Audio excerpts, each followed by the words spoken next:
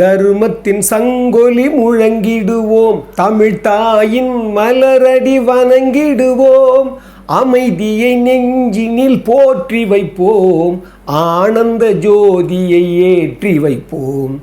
ஒரு தாய் மக்கள் நாம் என்போம், ஒன்றே எங்கள் குலம் என்போம், தலைவன் ஒருவன் தான் என்போம், சமரசம் எங்கள் வாழ்வென்போம். தலைவன் ஒருவன் தான் என்போம், சமரசம் எங்கள் வாழ்வென்போம். ஒரு தாய் மக்கள் நாம் என்போம், வாழ்க வாழ்க வாழ்க. அற்புதமானவர்களே, எல்லோரையும் வணங்குகிறேன். ஒரு அற்புதமான தினம் இது. ஏன்னா நம்ம ஏற்கனவே போன பதிவில் சொன்ன மாதிரி நம்ம சகோதர நாட்டுக்கும் நம்ம நாட்டுக்கும் பெரிய தீராத ஒரு போர் வருமோ வராதுன்னு நான் ஏற்கனவே நம்பிக்கையாக தான் இருந்தேன். அது ஓரளவுக்கு நின்று போச்சு. காரணம் என்னென்னா, நம்மக்கிட்ட இருக்க இந்த அறம் தர்மத்தின் சங்குலி சொன்ன பாருங்கள், புரட்சித் தலைவர் கவிஞர் கண்ணதாசனுடைய பாடல் மூலமாக நடித்தார் பாருங்கள். தர்மத்தின் சங்குலி முழங்கிடுவோம், தமிழ் தாயின் மலரடி வணங்கிடுவோம், அமைதியின் நெஞ்சினில் போற்றி வைப்போம், ஆனந்த ஜோதியை ஏற்றி வைப்போம். அமைதியை நெஞ்சில் போற்றினா ஆனந்த ஜோதி தானாகவே நம்ம ஏற்றக்கூடிய சூழ்நிலை அமைஞ்சிடும். அந்த வகையில் நம்ம எல்லாருமே ஒரு தாய் மக்கள், உலகமெல்லாம் நம்முடைய மக்கள் நினைக்கிற அந்த பண்பும் அந்த பாங்கும் நமக்கு எப்போவுமே உண்டு. அந்த அளவில் இன்றைக்கி தர்மம் வென்றிருக்கிறது. உங்களுக்கு தெரியும், நம்ம ஏற்கனவே 22ஆம் தேதி, போன மாதம் 22ஆம் தேதி நடந்த பகல்காம் பற்றி கூட நான் பதிவு விட்டேன். இங்கே பாருங்கள், கடந்த 7ஆம் தேதி, இப்போ சமீபத்தில் 7ஆம் தேதி, கிட்டத்தட்ட ஒரு 10 நாள் பொறுத்து அதுக்காக ரொம்ப திட்டமிட்டு, அதுக்காக பல நாடுகளுடைய ஆதரவெல்லாம் பண்ணிக்கிட்டு, அதுக்காக நிறைய என்னென்ன செய்யணுமோ ராஜதந்திர வேலைகளெல்லாம் செஞ்சு ஒரு நேர்மையாக முதல்ல இதுவரைக்கும் 1971க்கு பின்னால், அதாவது இந்திய பங்களாதேஷ் அந்த போருக்கு பின்னால் நம்ம நேரடியாக பாகிஸ்தானுக்குள்ளே போய் அட்டாக் பண்ணதே கிடையாது. இப்போ தான் பஞ்சாப் மாநிலத்தில், அங்கே இருக்கிற பஞ்சாப் மாநிலத்தில் ஒரு 4 இடங்களில், மற்ற இடங்களுக்கு ஆக்கிரமிப்பு காஷ்மீர்லேயும் ஒரு 5 இடங்களும் சேர்த்து ஒரு 9 இடங்களில் நாம் முதல்ல பயங்கரவாதம் தாக்கணும். ஒரு துல்லியமான தாக்குதல் உலக நாடுகளெல்லாம் பாராட்டுச்சு. அதுக்கு அவங்க எதிர்வினை புரிஞ்சாங்க. அதுவும் 2 நாள் 3 நாள் முன்ன பின்ன இருந்து ஓரளவுக்கு ஒரு அமெரிக்கன் ஒரு ஜனாதிபதி ட்ரம்ப் தலையிட்டு ஓரளவுக்கு 2 பேருக்கும் போர் இல்லைன்ற ஒரு நிலைக்கு கொண்டு வந்துட்டாங்க. இதுக்கு நம்ம இறைவனுக்கு நன்றி சொல்லணும். அதை விட நான் நன்றி சொல்ல வேண்டியது நம்ம இந்திய மக்களுக்கு. என்ன ஒருமை பாருங்கள். பகல்காம் நடந்தும்போது இஸ்லாம் மக்கள் கூட அதை பற்றி அதிகமாக யாரும் கண்டிக்கலை. நான் எதிர்பார்த்தேன், கண்டிக்கலை. ஆனாலும் அந்த பயங்கரவாத தாக்குதல் நடத்தலைன்னு சொல்லும்போது ஏன் பொறுமையாக இருக்கிறாரு, எதுக்கு பொறுமையாக இருக்காரு சில அரசியல் கட்சிகள்லாம் பேசினாங்க. ஆனால் அதுக்கு ஒரு துல்லியமான ஒரு தாக்குதல் நடத்தணுன்னு ரொம்ப அமைதியாக ரொம்ப ஆழமாக யோசித்து பண்ணாங்க. ஆனால் தாக்கிட்ட பிறகு பாருங்கள், இங்கே இருக்கிற இஸ்லாம் மக்கள் எல்லாம் அற்புதமாக அதை வழிமொழிஞ்சாங்க. இன்னும் சொல்லப்போனால் உமர் அப்துல்லா ஜம்மு காஷ்மீர் சட்டமன்றத்தில் அவர் தீர்மானமே ஏற்றினார். ஓவைசி கண்டித்து பேசினார் பயங்கரவாதிகளை. அங்கே இந்தியன் முஸ்லீம் லீக் யூனியன் முஸ்லீம் தலைவர் அவர் அதை கண்டித்தார் பகிரங்கமாக. மக்களெல்லாம் இந்த நேரத்தில் இஸ்லாம் பயங்கரவாதத்துக்கு கிடையாது, அது பயங்கரவாதம் கூடாது சொல்லிட்டு அவரும் தீர்ப்பு கண்டித்தார். உண்மையிலே சொல்லப்போனால் பாகிஸ்தானுடைய அந்த பகல்காம்லேயே அந்த மதம் சார்ந்த ஒரு பிரச்சனையை உருவாக்குறதுக்கு காரணமே இந்திய மக்களுக்கு ஒரு கலகம் ஊட்டலாம். ஏன்னா அங்கே பொருளாதாரம் வீண்டு கிடக்குது. அவங்களுக்கு மக்களை திசை திருப்புறதுக்காக வேறு வழி இல்லை அந்த ஆட்சியாளர்களுக்கு. அதனாலேயே இப்படி ஒரு கலகம் உருவாக்கலாம் நினச்சாங்க. ஆனால் தர்மமும் இங்கே இருக்கிற தலைமையும், முக்கியமாக தலைமையை ரொம்ப முக்கியமாக சொல்கிறாங்க. ஏன்னா பாருங்கள், அவங்க ஒரு ஆழமான ஒரு பரிசீலனை இல்லாமல் பண்ணியிருக்க முடியாது. அந்த முடிவு எடுக்கிறதுக்கு முன்னால் எந்த அளவுக்கு அவங்க யோசிச்சுருப்பாங்க. ஒரு 14 நாட்களாக தூக்கம் இல்லாமல் வந்திருப்பாங்க. உப்படை தளபதிகளை அதுக்கு மட்டும் எடுத்தால் என்னென்ன ரியாக்ஷன் வரும், என்னென்ன பண்ண முடியும், ஒரு சிந்து நதியை ஒரு கட் பண்ணுறது கூட எவ்வளோ பெரிய ஒரு அந்த முடிவு எடுக்கிறதுக்கு அவர் ஒரு ஊக்கியாக செயல்பட்டிருப்பார் அப்படி சொல்லி ஏற்கனவே இருக்கிற பல வல்லுநர்களெல்லாம் பாராட்டுறாங்க நம்ம தலைமையை, இந்திய தலைமையை. அந்த வகையில் சுஃபி தர்காக்களெல்லாம் நம்முடைய இந்திய இராணுவத்துக்கு ஜெயிக்கணுன்றதுக்காக அவங்க பிரார்த்தனைலாம் பண்ணாங்க. ஏன் இங்கே நம்ம நாட்டில் தமிழ்நாட்டில் இருக்கிற ஒரு ஆளுங்கட்சியை அவருடைய முக்கியமான தலைவரை என்ன பண்ணுறாரு, அவர் இது வரைக்கும் ஒன்றிய அரசு சொல்லியிருந்தவர் வேறு வழி இல்லாமல் அவரே ஒரு ஊர்வலம் நடத்துகிறாரு. இராணுவத்துக்கு அவங்க மேலே பாராட்டலாம் கிடையாது, இராணுவத்துக்காக ஆதரவு தெரிவிக்கிறார். அந்த அளவுக்கு அது இது என்ன சொல்ல வந்தேன்னா, அறம் நம்ம ஒரு வழி நடத்தி நாம் ஒரு அதிகமான இன்னும் பிரச்சனைகளை உருவாக்காமல் இது ஒரு நேர்மையாக இதோடு முடிஞ்சிடணும்னு நம்ம பிரார்த்திப்போம். அந்த வகையில் ஏன் இந்த பதிவை நான் தொடங்கினேன்னு சொன்னால், திரு எம்ஜிஆர் பாட்டை சொன்னேன்னு சொன்னால், எம்ஜிஆர் தேசத்தின் மேலே எவ்வளோ பாசம் வச்சுருந்தாரு போன பதிவில் சொன்னேன். இந்த பதிவு சொல்ல போகிறது என்னென்னா, நம்முடைய ஆந்திர எம்ஜிஆர் என்டிஆர் ஐயா இருக்கார்ல, அவர் ஒரு நம்ம அபூர்வமான எம்ஜிஆரை பற்றி என்ன சொன்னார், இந்த எம்ஜிஆருக்கு எப்படி ஒரு தன் தேசப்பற்று இருந்தது, யாருக்கு எம்ஜிஆருக்கும் அந்த ஆந்திர எம்ஜிஆருக்குன்றதை தான் சொல்ல போகிறேன்.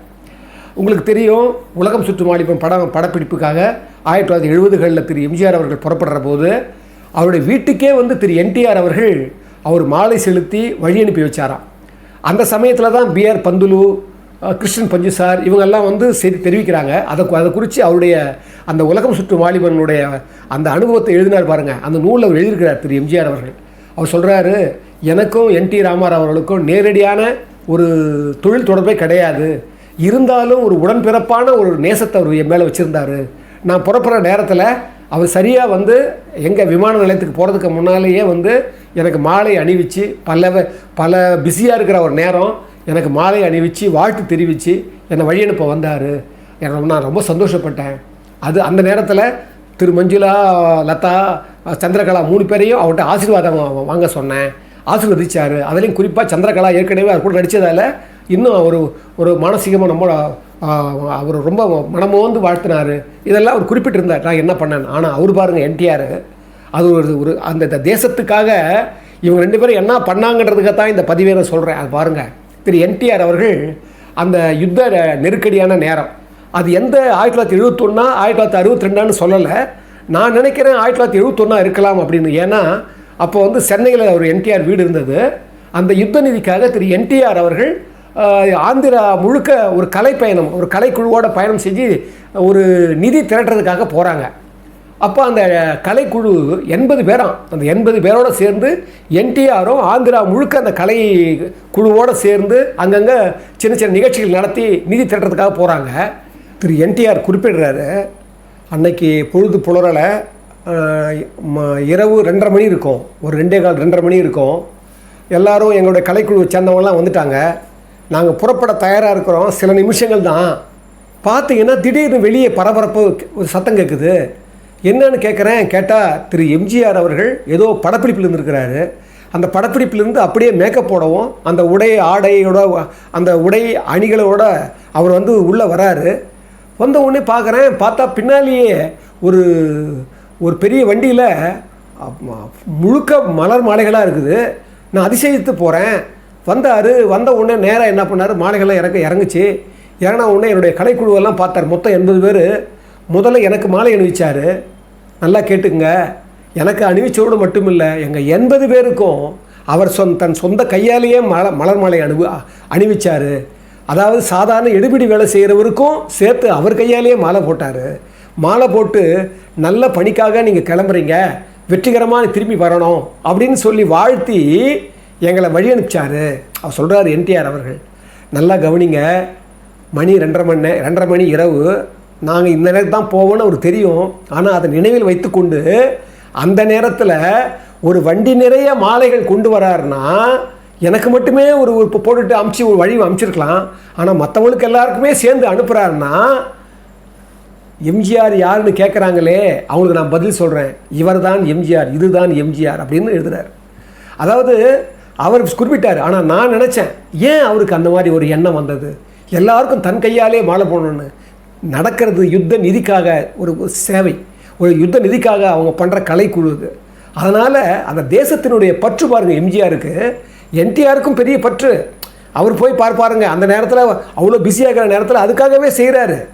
இவர் பாருங்கள், இவர் அதுக்காக போய் அவர் வாழ்த்தி வழி அனுப்பி வைக்கிறார் சென்னையில். நல்லா கவனிங்க, இதுதான் எம்ஜிஆர். சொல்லிட்டு சொல்கிறாரு, அவர் சொல்லிட்டு போயிட்டாரு. அது இந்த நிகழ்ச்சிக்கு மட்டும்தான் நினைக்காதீங்க, என் வாழ்க்கையிலையும் என் குடும்ப வாழ்க்கையிலையும் எதுனா ஒன்று நடந்ததுன்னா முதல்ல வர்றவர் திரு எம்ஜிஆர் அவர்கள் தான். அவருக்கு எனக்கு நேரடியான பெரிய தொடர்பெல்லாம் கிடையாது, ஆனால் அதுதான் எம்ஜிஆர் சொல்லிவிட்டு அதுக்கப்புறம் சொல்கிறாரு. கலை நிகழ்ச்சி முடிச்சு திரும்பி வராங்க சென்னைக்கு. திரும்பி வரும்போதும் திரு என்டிஆர் குறிப்பிடுறாரு, அப்போது இதுக்கும் திரு எம்ஜிஆர் தான் தலைமை தாங்கி அந்த விழாவை சிறப்பிக்கணும் அப்படின்னு அவர்கிட்ட கேட்க சொன்னேன். அதை மாதிரியே நான் வந்து எம்ஜிஆர் அவரோட தலைமையில் தான் அந்த விழா நடந்தது. அது சொல்கிறாரு, குறிப்பிடுறாரு. யார் வழி அமைச்சு வச்சாங்களோ அவங்களே எங்களை வெற்றிகரமாக எங்களை வரவேற்கிறது தானே பொருத்தமாக இருக்கும். அது மட்டும் இல்லை, எம்ஜிஆருடைய தூய உள்ளத்தை நினச்சி நான் அவருக்கு செய்கிற இது கைமாறு தான் இது அப்படின்னு அவர் சொல்கிறார். பாருங்கள், எம்ஜிஆருடைய தேசப்பற்றும் திரு என்டிஆருடைய தேசப்பற்றும் எப்படியெல்லாம் வாழ்ந்து இருக்கிறாங்க. இந்த நிகழ்ச்சி எத்தனை பேர் தெரியும் தெரியல.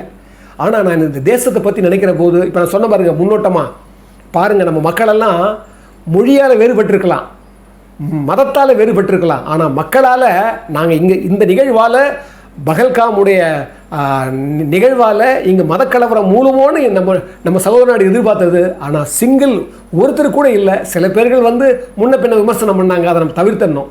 ஏன்னா இந்த நேரத்தில் நம்ம நியாயமாக தப்பான யோசிக்க டைம் இல்லை. நடந்து போய் மறுபடியும் ஒரு எதிர்வினை ஆற்றக்கூடாதுங்கிறதுக்காக நம்ம உஷாராக இருக்கிறோம்.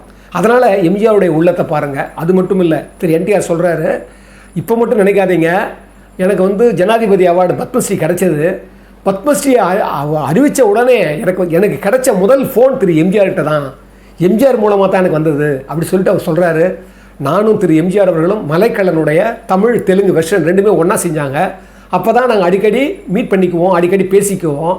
அதுக்கப்புறம் என்னுடைய ராமுடு பீமுடு வந்து தெலுங்கில் ரிலீஸ் ஆன பிறகு அதை தான் எங்கள் வீட்டு பிள்ளைன்னு இங்கே எடுத்தாங்க. இங்கே எடுக்கிற போது அது எம்ஜிஆர் தான் நான் நடித்தார். நடிக்கும்போது அதை பற்றி என்னுடைய விழாவில் அவர் சொல்கிறாரு. சகோதரர் என்டி ராமாராவ் வந்து பீமுடு ராமுடுன்னு ஒரு படம், அந்த ராமு நான் நடித்த படத்தை தான் எங்கள் வீட்டு பிள்ளை நான் எடுத்தேன். அந்த படத்தில் அவர் நடித்ததை பார்த்துட்டு தான் நான் அந்த முன்னோட்டத்தை பார்த்துக்கிட்டு தான் நான் டெவலப் பண்ணிக்கிட்டேன். எனக்கு ரொம்ப உதவியாக இருந்துச்சுன்னு சொல்லி என்னை அவ்வளோ பெரிய விழாவில் பாராட்டுறாரு. இதை பாருங்கள் வேடிக்கை. அப்போ தான் முதல் படம் என்னுடைய ராமுடு பீமுடு அவர் தெலுங்குலேருந்து தமிழ் பண்ணுறாரு. அதுக்கு முன்னாலேயே திரு எம்ஜிஆர் நடித்த எத்தனையோ தமிழ் படங்களை நான் நடிச்சிருக்கிறேன். ஆனால் அவர் பாருங்கள், அந்த ஒரு படத்தை வச்சு அவர் பேசுகிறாரு. அதுக்கெல்லாம் முன்னோடி எம்ஜிஆர் தான் எனக்கு. ஏன்னா அவரை பார்த்து நான் நிறைய பண்ணியிருக்கேன். அதுதான் எம்ஜிஆருடைய உள்ளம், தூய உள்ளம், கலை உள்ளம், மனித உள்ளம். பாராட்டுறார் என்டிஆர்.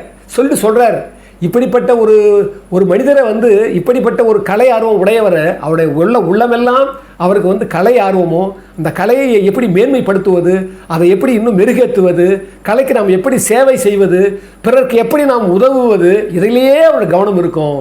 அவருடைய செல்வாக்கான சமயத்தில் கூட ஒரு சாதாரண மனிதன் பெரிய மனிதன் பார்க்க மாட்டார். எல்லாருக்கும் இயல்பாகவே பழகுவார். தான் செல்வாக்கு மிக்கவன், நாம் இவர்கிட்ட இப்படி நடந்துக்கணும், அவர்கிட்ட அப்படி நடந்துக்கணும் என்ன அவர் கிடையவே கிடையாது. அவருடைய புகழும் அவருடைய பெருமையும் என்ன நாம் யோசிச்சுட்டே இருக்க வைக்கிது. அப்படிப்பட்ட ஒரு அற்புதமான மனிதர் திரு எம்ஜிஆர் அவர்கள் குறிப்பிடுறார்.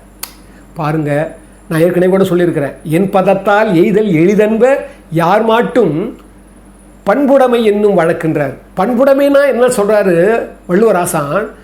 எளிமையாக யார் எல்லார்ட்டையும் பழகிறாங்களோ, இயல்பாக யார் பழகிறாங்களோ, யாரையுமே நான் வெறுக்காமல் ஒரே சீராக ஒரே சரிசமமாக யார் பழகிறாங்களோ அவங்கக்கிட்ட தான் பண்பு இருக்குது, பண்புடம் இருக்குது. ஏன்னா பாருங்கள், ஒரு அபூர்வமான எம்ஜிஆரும் ஒரு ஆந்திரா எம்ஜிஆரும் எப்படி வாழ்ந்துருக்கிறாங்க, எப்படி இந்த நாட்டுக்கு சேவை பண்ணியிருக்கிறாங்க. இதையெல்லாம் நம்ம அடுத்த தலைமுறை உணரணுன்றதுக்காகத்தான் இந்த மாதிரி பதிவுகளெல்லாம் போட்டிருக்கிறோம். இவ்வளவு நேரம் பொறுமையாக இருந்தனால தான் நான் அந்த பாட்டில் சொன்னேன். முக்கியமான சமரசம் எங்கள் வாழ்வின்போம், நமக்கு வந்து உருத்தாய் மக்கள் நாம்ன்ற எண்ணமும் சமரசம் தான் எங்கள் வாழ்க்கைன்னு சொல்கிற மாதிரி நாம் எப்போவுமே சமரசத்தை தான் விரும்பணும். இந்த உலகத்தினுடைய ஒரு குடையின் கீழ் இருக்க எல்லா உயிர்களும் எல்லா மக்களும் ஓரினம் ஒரு தாய் மக்கள்னு புரிகிற அந்த எண்ணத்தோடு இந்த பதிவை இவ்வளோ நேரம் பொறுமையாக காத்திருந்து நீங்கள் பார்த்த உங்கள் எல்லோரையும் வணங்குவதில் நான் பெருமகிழ்ச்சி கொள்கிறேன். அன்புள்ள மிக்கவர்களே, அற்புதமானவர்களே, புரட்சித் தலைவர் மறைந்தும் மறையாமல் இருக்கிற, இன்னும் வாழ்ந்துக்கிட்டு இருக்கிற, இன்னும் வாழப்போகிற திரு எம்ஜிஆருடைய பக்தர்களே, இந்த தமிழ் தீயினுடைய பதிவுகளை கேட்டு நிறைய பேர் எங்களுக்கு வந்து வாழ்த்து தெரிவிக்கிறாங்க, பிளஸ்ஸிங் கொடுக்குறாங்க. சில பேர் அவங்களால முடிந்ததை ஒரு பொருளுதவி தராங்க. எங்களால் மேலும் மேலும் எங்களுக்கு இந்த பொருளுதவி தான் ரொம்ப கடினமாக இருக்குது. ஏன்னா நானும் வந்து நான் ஏற்கனவே கூட என்னுடைய பதிவுகளை சொல்லியிருப்பேன், நானும் வந்து அந்த நிலையில் இப்போ நான் பொருளாதாரத்தில் இல்லை, இழந்திருக்கிறேன். அதனால் இந்த மேலும் மேலும் நற்பண்புகளையும் இந்த நற்சிந்தனைகளையும் நாம் ஒரு இறைலயமான ஒரு திரு எம்ஜிஆருடைய அந்த வாழ்வியலையும் நம்ம மேலும் மேலும் சொன்னால் தான் அடுத்த தலைமுறைக்கு சரியாக இருக்கும்னு சொல்லி, அதனால் எங்களுக்கு பொருளுதவி தேவைப்படுறதால உங்களுக்கு நிலை உடையவர்கள் கொடுக்கின்ற எண்ணம் உடையவர்கள் இருந்தீங்கன்னா நிச்சயமாக இதை உதவுங்க. அதை நாங்கள் மேலோங்கி வாங்கிக்கி உங்களுக்கு எல்லாருக்காகவும் இந்த உலகத்திற்காகவும் மறுபடியும் இங்கே இருக்கிற எல்லா உயிர்களுக்காகவுமே பிரார்த்தனை பண்ணி இந்த தமிழ்த்தி உங்களை வணங்குகிறது.